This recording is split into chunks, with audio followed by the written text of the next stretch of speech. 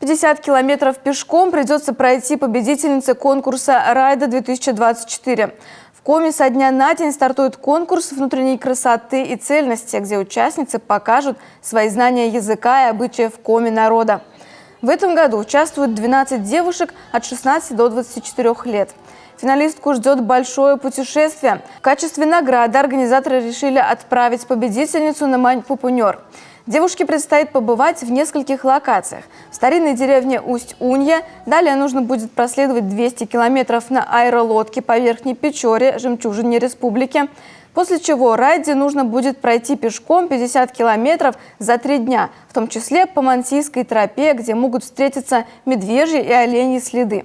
А потом девушка поднимется в горы на плато Мань-Пупунер. Организаторы уверены, что к такому испытанию участницы готовы. Райда станет лицом Коми-туризма. Это будет достойное из достойных.